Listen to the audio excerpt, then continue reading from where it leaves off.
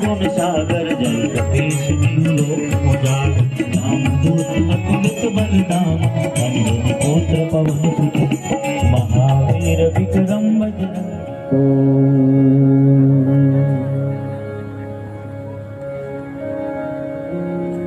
हरये नमः।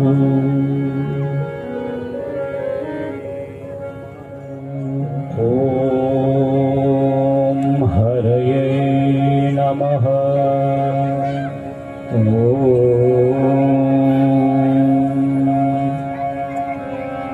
हरये नमः। ओम हरये नमः।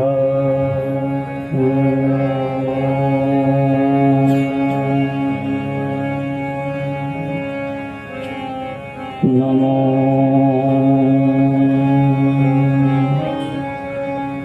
भगवते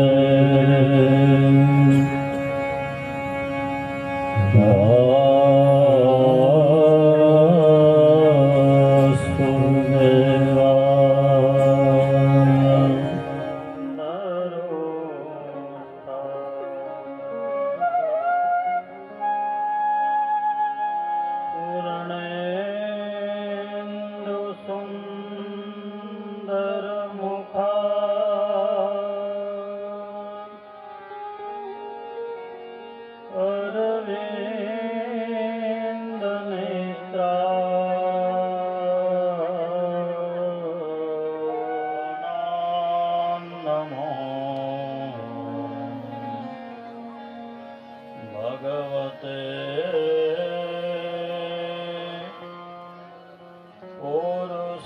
पुरुषाय तुभ्यं। बोलिए बाल कृष्ण भगवान की जय। द्वारकाधीश की जय। भागवत भगवान की जय। हरे राम हरे राम राम राम हरे हरे। हरे राम हरे राम राम राम हरे हरे। हरे राम हरे राम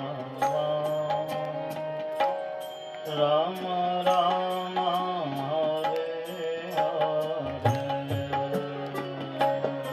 हरे राम हरे राम राम राम हरे हरे। हरे कृष्णा कृष्ण कृष्ण हरे हरे।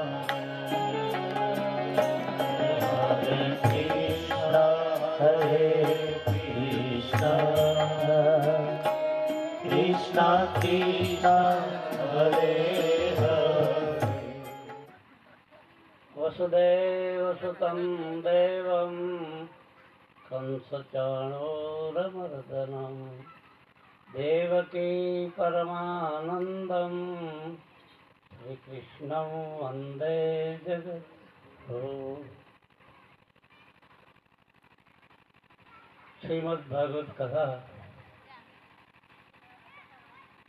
भगवान कृष्णનું વાંગ્મય સ્વરૂપ છે। યુવક મંડળ કાસટપાડા યુવક મંડળ શ્રી રામ ભક્તિ યુવક મંડળ મિત્રો કથા છે ને કથા કથા એ એવો શબ્દ છે કે તમે 2 વખત કથા બોલો તો 1 વખત કથા બની જાય, અને 2 વખત ઠાક બોલો તો 1 વખત કથા બની જાય. આપણા જીવનમાં જે લાગેલો થાક છે એ થાક ઉતારવા માટે આ બધી કથાઓ છે. થાક એટલે આપણે સવારમાં ખેતરમાં જઈએ અને સાંજ સુધી કામ કરીએ અને સાંજે શરીર આપણું નરમ થઈ જાય, ઢીલું થઈ જાય અને આપણે કહીએ થાક લાગી ગયો. એ થાક નહીં. ભગવાન સુખદેવજી મહારાજ તો લખે છે થાક કયો થાક ઉતરે કથાથી? કામથી, ક્રોધથી, લોભથી, મોહથી, રાગથી, દ્વેષથી, ઈર્ષ્યાથી, અભિમાનથી, આ બધા જે લાગેલો થાક છે ને જીવનમાંથી ઉતરી જાય એ આ કથાનો પ્રતાપ છે. એટલા માટે આપણે ભાગવત કથા ભગવાન કૃષ્ણનું વાંગ્મય સ્વરૂપ છે. વધારે તમારો સમય નહીં લઈ લઉં, પણ અમુક વાત 1-2 દિવસ રોકાઈને ભગવાન જતા રહ્યા. પછી ઋષિઓએ બધા 86,000 ઋષિઓએ એને પૂછ્યું ભારદ્વાજ મુનિને કે બાપુ આ તમારું કયું તપ કે તમારા આંગણે રામ આવ્યો? તો ભારદ્વાજ મુનિએ કીધું કે મારું અત્યાર સુધીનું જે સુકૃત છે, મારું અત્યાર સુધીનું જે ભજન છે, મારું અત્યાર સુધીનું જે પુણ્ય છે, આ બધા પુણ્યના પ્રભાવથી રામ મારે આંગણે આવ્યા. આ વાતને થોડોક સમય વીતી ગયો અને પછી ભરતજી આવ્યા. ભારદ્વાજ મુનિના આશ્રમમાં ભરતજી આવ્યા. ભરતજી તો મહાન સંત છે. ભરતજી આવ્યા, ભરતજીનું સન્માન કર્યું. પછી ભરતજી એને ભારદ્વાજ મુનિને પૂછ્યું બધા ઋષિઓએ કે પ્રભુ ઓલે વખતે રામ આવ્યા ત્યારે તો તમારું બધું સુકરી હતું, એને હિસાબે તમને રામ મળ્યા, રામ આવ્યા તમારે ઘરે, પણ આ ભરત આવ્યા એનું કયું પુણ્ય તમારી પાસે?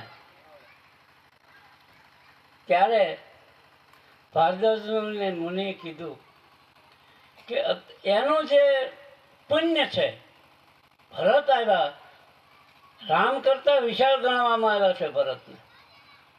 કે ભરતજી આવ્યા ને એ મારા આત્માનું પુણ્ય આપી દીધું. તમને બધાને મારે એ જ વાત કરવાની છે કે આપણે ભક્તા ક્યારે મળે? પ્રભુની પૂર્ણ કૃપા હોય તો મળે. કથા તો અત્યારે ભાઈ બહુ થાય છે, પણ યોગેશભાઈ જેવા વિદ્વાન વક્તા મળે એ આપણા બધાનું પુણ્ય ભેગું થયું. એટલે આ વક્તા આપણને પ્રાપ્ત આત્મીયતાનું પુણ્ય. જેમ ભારદ્વાજ મને કીધું ભરત આવ્યા એ તો મારા આત્માનું પુણ્ય છે, એમ આપણા બધાના આત્માનું પુણ્ય ત્યારે આવો એક વિદ્વાન વક્તા આપણને પ્રાપ્ત થાય. એ ભગવાનની પૂર્ણ કૃપા. 7 દિવસમાં જેટલું બને એટલું પ્રભુ સ્મરણ કરજો બધા, જેટલું બને એટલું.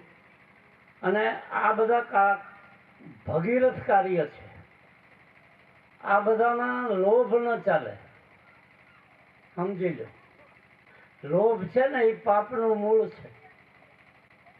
તમારી શક્તિ 10 રૂપિયાની હોય તો 10 રૂપિયા જ આપજો, તમારી શક્તિ 500 રૂપિયાની હોય તો 500 જ આપજો, પણ આ કાર્યની અંદર તમે જે સહભાગી થશો એનું તમને પુણ્ય 100% બ્રાહ્મણ તરીકે હું એનો સાક્ષી છું તમારે. તો લોભ પાપનું મૂળ છે. લોભને મર્યાદા નથી. તમે ધર્મના માર્ગ ઉપર પગલું ભરો, 4 વસ્તુ તમને અવરોધ કરે: કામ, ક્રોધ, લોભ અને મોહ. પણ એમાં 3ની મર્યાદા છે. બરાબર સમજી લીધું? કામની મર્યાદા છે કે અમુક ઉંમર પછી અમુક સમય પછી કામ પણ નષ્ટ થઈ જાય. આ એક ફૂલ ઉપર તમને ક્રોધ આવે ને ફૂલને તોડી ફોડીને ફેંકી દો ભૂમિ ઉપર એટલે મર્યાદા પૂરી થઈ જાય. મોહની મર્યાદા છે કે આપણને એક જોડ સારા કપડાં બનાવવાનો મોહ થાય, એ બનાવીને તમે પહેરી લો એટલે તમારી મર્યાદા પૂરી થઈ જાય. પણ લોભની મર્યાદા નથી. લોભ મર્યાદા વિનાનો. આપણા ઋષિએ એના ઉદાહરણો આપ્યા છે કે લોભ છે એ મર્યાદા, એની મર્યાદા નથી. અને અત્યાર સુધીમાં તમે કોઈ સાંભળ્યું કે એક ભાઈએ 20 ગ્રામ લોભ કર્યો કે 100 ગ્રામ લોભ કર્યો કે હેર લોભ કર્યો, બહેર લોભ કર્યો? નહીં, એની મર્યાદા. એટલે લોભ છે એ કથાઓમાં, ભક્તિમાં, પ્રભુ ભજનમાં, પ્રભુ સ્મરણમાં, મહાપુરુષનું સત્સંગ પ્રવચન હોય એમાં, સત્સંગ સમાગમ હોય એમાં લોભ કામમાં ન આવે. એક વાત સમજી લેજો. અને આ સ્થળ એવું કહેવાય, કથા જ્યાં ભગવાનનું વાંગમય સ્વરૂપ છે ત્યાં તમે 1 રૂપિયો આપશો તો ભગવાન તમને 1000 રૂપિયા આપશે. તો બને એટલા દાન કરજો, ભગવાનનું ભજન કરજો અને 7 દિવસ સુધી ભગવાનના મનન કરજો. જેટલું જેટલું ભજન વધશે ને એટલું બધું વધતું જાય. ભજન ઘટશે તો બધું ઘટી જાય. બને એટલું ભગવાનનું ભજન કરજો અને તમારેથી થઈ શકે એટલું દાન પણ કરજો. અને દાન પુણ્યના એક પ્રકાર છે પાછા. દાન છે એ ખાલી એમ નથી થતું. દાન તમને 100 રૂપિયા પ્રાપ્ત થઈ ગયા હોય તો તમે 10 નું દાન કરી શકો, પણ એ દિલથી આપો તો, નહીં તો એ દાન નથી. એક ભાઈ આવીને કીધું કે 100 રૂપિયાનું દાન કરું છું. પછી એને પાછું બીજાએ પૂછ્યું કે કેમ 100 રૂપિયા આપ્યા? તો કે મને તો પહેલા એ કીધું એટલે મારે આપવા પડ્યા, મારે આપવાની ઈચ્છા જ નહોતી. એમ નહીં, એ દાન નથી. જે કરો એ આત્મીયતાથી કરો, જે કરો તે હૃદયના ભાવથી કરો. શરૂઆત મંગળાચરણ કરવાનું છે એટલે બહુ તમારો સમય નથી લેતો, પણ તમે બધા પૂર્ણ ભાગશાળી છો. ભગવાનની કથા 7 દિવસ સુધી તમે સાંભળો છો, મનન કરો છો અને એનું તમને પુણ્ય પ્રાપ્ત થશે એ હું બ્રાહ્મણ તરીકે સાક્ષી આપું છું. તમે જે કરશો એનું પુણ્ય પ્રાપ્ત થયા વિનાનું રહેશે નહીં. સદકર્મનું પુણ્ય હંમેશા પ્રાપ્ત થાય જ છે. તો વધારે તમારો સમય ન લેતા તમને બધાને મારા હૃદયના ભાવથી જય શ્રી કૃષ્ણ, જય ભગવાન, જય. દાનનું અને બીજું કે જે કાંઈ એમાંથી વધે એ હનુમાનજી મંદિરના જીર્ણોદ્ધાર માટે છે. એટલે જે કાંઈ તુલસી દળ અહીંયાથી આ 7 દિવસનું થશે એ બધું હનુમાનજીના સાનિધ્યમાં છે. તો દાન હમણાં વડીલે બહુ સરસ કીધું કે સુપાત્ર દાન કુપાત્ર દાનાચ ભવે દરિદ્ર, કે દાનની પણ બધી મર્યાદાઓ હોય. ક્યાં આપેલું દાન તમને ફળ આપે એનું પણ બહુ વિશેષ મહત્વ છે. તો યોગ્ય સ્થાન છે, જેને પણ અનુકૂળતા હોય અહીંયા લાભ આપી શકે. જે કાંઈ નામો છે થોડા ભણી લઈ, ત્યારબાદ આપણે કથામાં આગળ વધશું. શાસ્ત્રીજી રામ ભણી લો. જય સિયારામ. કાવડેજ ગામ તરફથી રોકડા 3001 રૂપિયા મળે છે. જોરદાર તાળીઓ પાડી સન્માન કરીએ. ભરતભાઈ પી માહલા તરફથી 111 રૂપિયા દાન મળે છે. ખૂબ ખૂબ આભાર. રમીલાબેન શુકરભાઈ શામરપાડા તરફથી 501 રૂપિયા મળે છે. ખૂબ ખૂબ આભાર. અમરતભાઈ તાનુભાઈ ચૌધરી ગોકુળબારી તરફથી 501 રૂપિયા મળે છે. ખૂબ ખૂબ આભાર. અંકિતભાઈ રાજેશભાઈ ચિકારી તરફથી 1100 રૂપિયા મળે છે. ખૂબ ખૂબ આભાર. જયેશભાઈ લાહનેભાઈ કાસટપાડા દ્વારા 501 રૂપિયા મળે છે. ખૂબ ખૂબ આભાર. પ્રવીણભાઈ ગમનભાઈ કાસટપાડા તરફથી 501 રૂપિયા મળે છે. ખૂબ ખૂબ આભાર. ગમનભાઈ જીબી તરફ ઘોડમાળ તરફથી 1101 રૂપિયા મળે છે. ખૂબ ખૂબ આભાર. સર્વદાતાશ્રીઓનો. જો શાસ્ત્ર કહે કર્તુમ અકર્તુમ સમર્થ ઈશ્વર, બધી ઈશ્વરની જ કૃપાથી પ્રાપ્ત થાય છે. બાકી વ્યવસ્થાના ભાગરૂપે તો બધું શૂન્યમાંથી શરૂઆત કરી, શૂન્યમાંથી શરૂઆત કરી, પણ છતાં 7 દિવસ નિત્ય ભંડારો ચાલે છે. નિત્ય ભોજન અને ભજન આ બંનેની સુંદર વ્યવસ્થા, અને 7 દિવસની વ્યવસ્થામાં અલગ અલગ વ્યક્તિઓ દ્વારા આપણને મહાપ્રસાદ પીરસાઈ રહ્યો છે. ત્યારે હા, ધરમપુરથી પધારેલા અમારા વડાવા ભીખાભાઈ તરફથી 501 રૂપિયા મળે છે. એકવાર જોરદાર તાળીઓ પાડી સન્માન વધારીએ.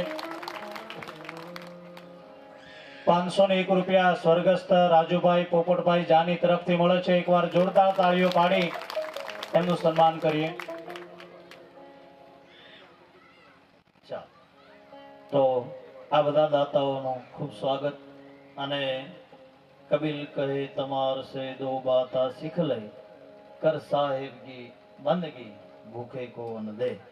સ્વર્ગસ્થ જે રાજુભાઈનું હમણાં જે નામ ભણ્યા એ મારા મામા છે, અને હમણાં થોડા સમય પહેલા જ એમનું દેહાંત થયું છે. અને એમના મોટા દીકરા અમારા જયદીપભાઈ એ ધરમપુરથી આવ્યા દર્શન માટે, અને એમના તરફનો 501 રૂપિયો દાન આપણા મંડળને.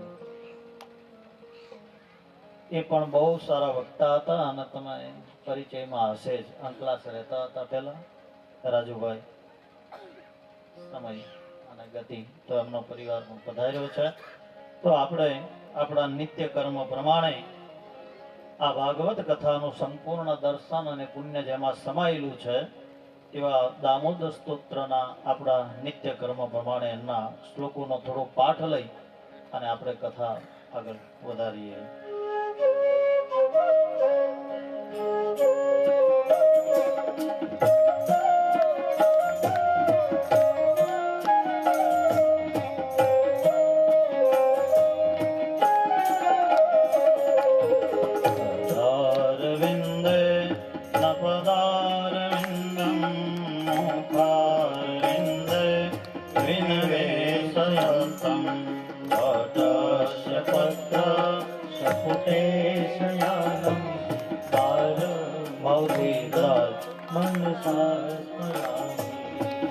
કૃષ્ણ ગોવિંદ હરે મુરારે, હે નાથ નારાયણ વાસુદેવ,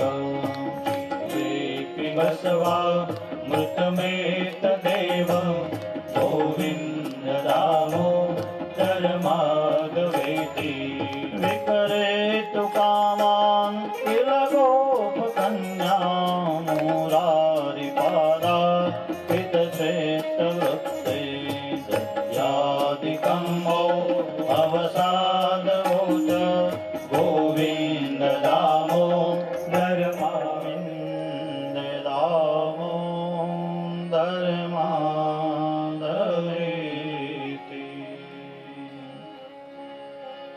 ततवारभ्यनन्दस्य व्रजः सर्वसमृद्धिमान्,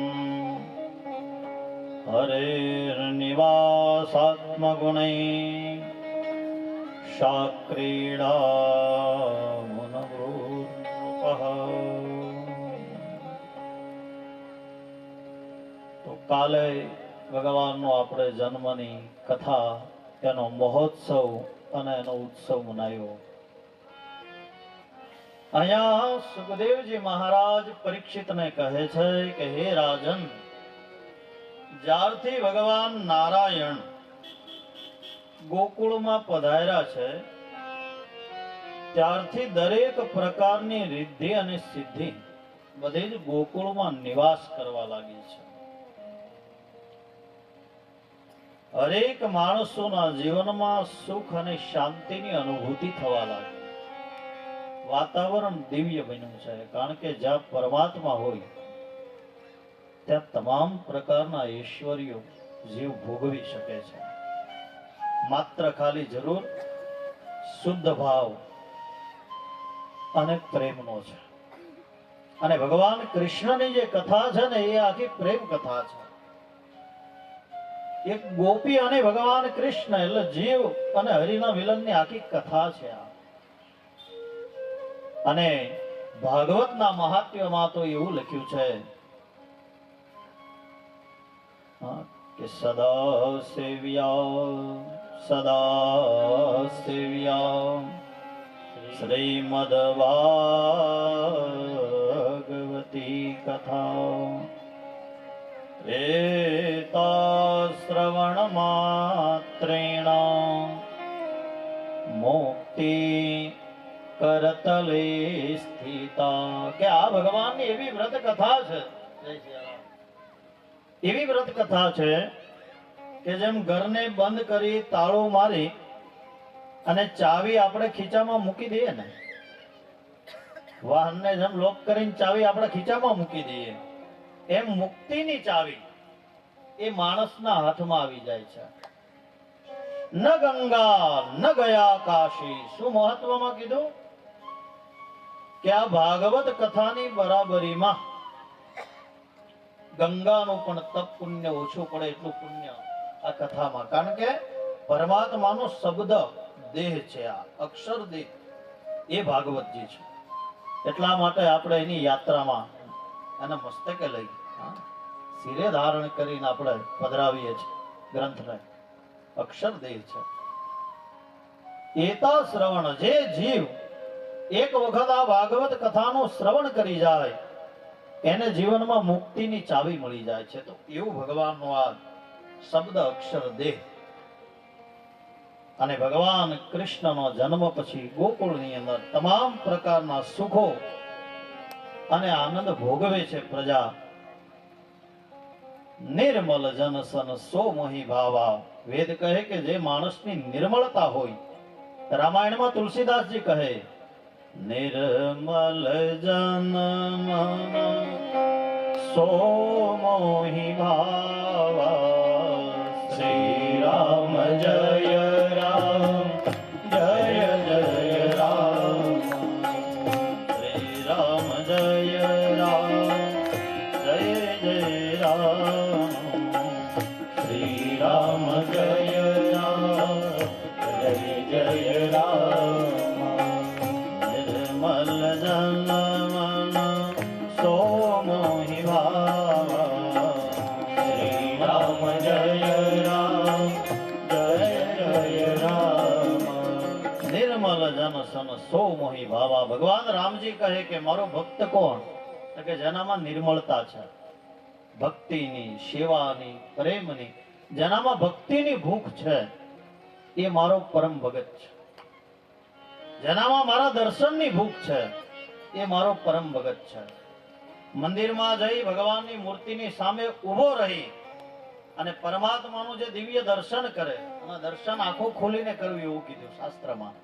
પણ આપણે જેવા ભગવાનના કોઈ પણ મંદિરમાં જઈએ ને એટલે તરત મૂર્તિ સામે હાથ જોડો એટલે આપણી આંખ કેવી થઈ જાય? ગયા હોય શેના માટે મંદિરમાં? દાખલા તરીકે અહીંથી યાત્રા કરીને જગન્નાથપુરી નીકળી જાય માણસ, પણ જેવા મંદિરમાં જાય, પગ મૂકે ને ભગવાનની મૂર્તિ જોવે એટલે તરત આપણી આંખ બંધ થઈ જાય. ક્યાં ગયા હતા? દર્શન કરવા.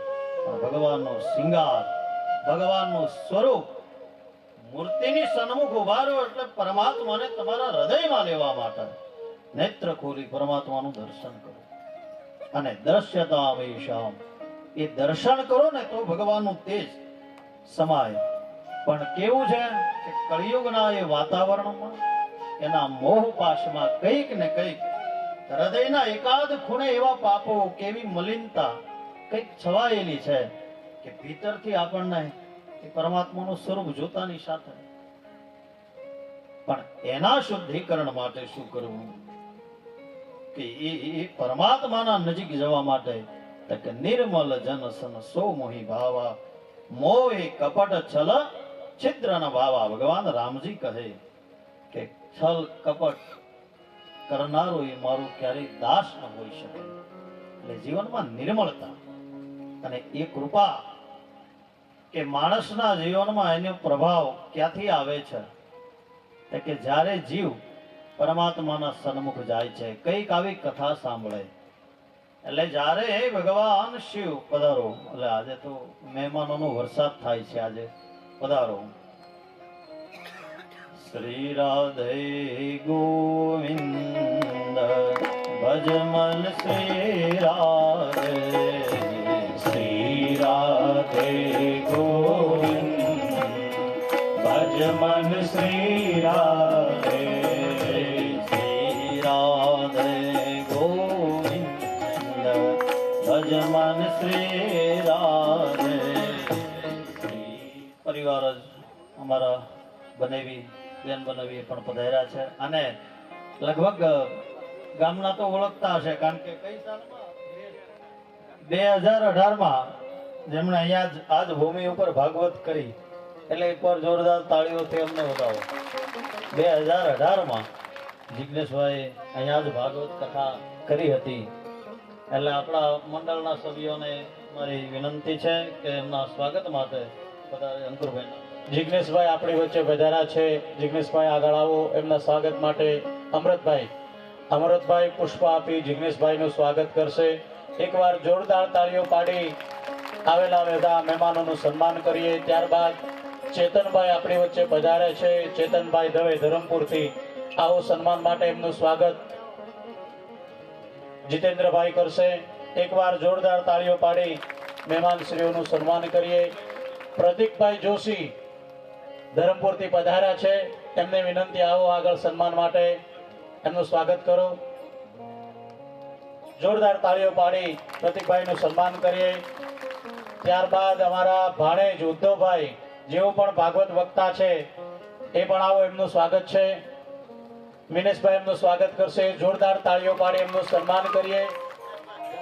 જિગ્નેશભાઈ 2 મિનિટ જરા આશીર્વચન રૂપે 2 શબ્દ આપણને આગ્રહ. બિલકુલ 2000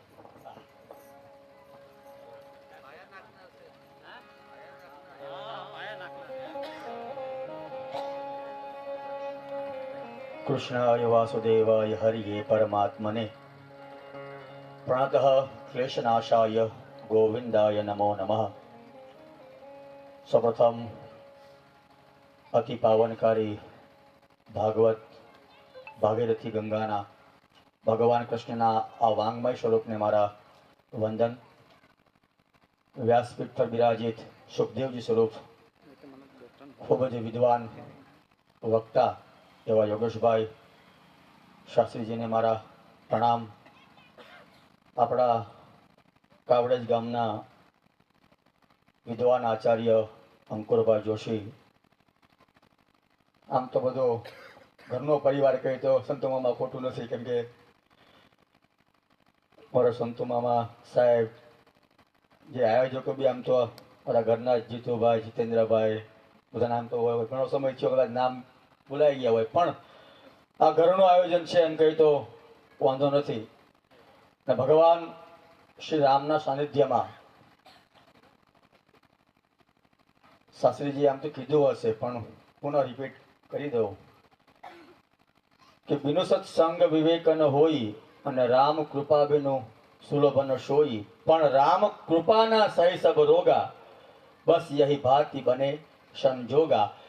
જ્યારે કોઈ પણ જગ્યાની અંદર, કોઈ પણ સ્થાનની અંદર જ્યારે ભગવાનનું નામ લેવાતું હોય, ભાગવત કથા થાય, આ તો બહુ મોટી વાત કીધી, પણ માત્ર 5 વ્યક્તિઓ ભેગા થઈને પણ જો ભગવાનનું નામ, ભગવાનનું કીર્તન, ભગવાનનું સ્મરણ કરતા હોય તો સંતોમાં શાસ્ત્રમાં એમ કીધું, એ જગ્યાને જગ્યા નહીં, એ ગામને ગામ નહીં, એ સ્થાનને સ્થાન નહીં, પણ એને તીર્થ ગણવામાં આવે છે. જ્યાં દર્શન કરવાથી, જ્યાં નામ લેવાથી પણ મારા તમારા પાપો બળીને ભસ્મ થાય, આ તીર્થ સ્થાન કહેવાય. નારદજીએ ભગવાનને જ્યારે એમ પૂછ્યું કે ભગવાન, અમારે તમને પ્રત્યક્ષ મળવું હોય, પ્રત્યક્ષ જોવા હોય, જ્યારે બી મુલાકાત કરવી હોય તો ક્યાં જવું? તમે વૈકુંઠમાં મળશો, તમે તીર્થમાં મળશો, તમે મંદિરમાં મળશો, અમારે પર ગોતવા ક્યાં? અને ત્યારે ભગવાન નારાયણ પોતે એમ બોલ્યા કે નાહમ વસામી વૈકુંઠે, નાહમ વસામી વૈકુંઠે યોગીનામ હૃદયે ન ચ. હું વૈકુંઠમાં બહુ ઓછો જોવા મળું છું, કેમ કે એને બી જ્યાં જ્યાં ભક્ત પુકારે ત્યાં જવું તો પડે ને. સંતો મામાને મળવું હોય તો ભલે ગામ ઘોડમાળ ગામ ખરું, પણ સવારે તમે ઘેર જાઓ તો તમને ના મળે, કેમ કે કાં વાસદા પહોંચ્યા હોય, કાં બીલીમોરા હોય, કાં ચીખલી હોય, કે વલસાડ હોય. તો સમયે ભગવાનને વૈકુંઠમાં જઈએ, પણ ભગવાન એમ કહે કે હું વૈકુંઠમાં નથી. કોઈ મહાત્મા, કોઈ યોગીઓ જ્યારે તપ કરતા હોય તો ત્યાં પણ હું જોવા મળતો નથી. પણ તમારે મને મળવું હોય તો જ્યાં 5 વ્યક્તિઓ ભેગા મળીને મારું ભજન કરતા હશે, મારું કીર્તન કરતા હશે, મારું નામ લેતા હશે, ત્યાં મારી અવશ્ય હાજરી અચૂક હોય છે. આજે આપણી વચ્ચે કંઈક ને કંઈક ઠાકોરજી વિરાજિત છે. એ પછી તમે મૂર્તિ રૂપે માનો કે આ સાક્ષાત શબ્દરૂપી આ ભગવાન ભાગવત છે, ભગવાનનો શબ્દરૂપી ગ્રંથ છે. ભાગવત પુસ્તક નથી, ભાગવત ગ્રંથ નથી. આ ભાગવતમાં એમ કીધું છે કે ભાગવતમાં લખાયેલો એક એક અક્ષર એક સાક્ષાત રાધા કૃષ્ણનો અંશ છે. માટે ભાગવતના શ્લોક નહીં, પણ માત્ર એક શબ્દ પણ જો મારા ને તમારા કાનમાં પડી જાય છે તો પણ મારું ને તમારું કલ્યાણ થઈ જાય છે. કદાચ અહીંથી કઈ લઈ જવાય કે ન લઈ જવાય, પણ 7 દિવસ સુધી શાસ્ત્રીજી આપણને જે સંભળાવે છે બધું યાદ નહીં રહી. તો સ્વાભાવિક વાત છે કે આટલું બધું તો કઈ આપણા મગજમાં રહેવાનું પણ નથી. બહુ મોટા મોટા શ્લોકો પણ આપણને યાદ નહીં રહી, બહુ મંત્રો આપણને યાદ નહીં રહે, પણ કદાચ એકાદ શબ્દ, એકાદ અક્ષર જો મારા ને તમારા કાન દ્વારા હૃદયમાં બેસી જાય ને ભાઈ, ને એ શબ્દનું જો હું તમે રટણ કરતા રહેશું તો પણ આખી ભાગવતનું પુણ્ય મને તમને ઘર બેઠા મળી જશે. આવું ભાગવત કહે છે. કંઈક થોડું તો થોડું પણ લઈને જવું. આ ભાગવત એ મારા ને તમારા પાપોને બાળનારી ગંગા છે. એક ગંગા હરિદ્વારમાં વહે છે જે પાપોને બાળે છે, પણ ત્યાં મારે ને તમારે જવું પડે.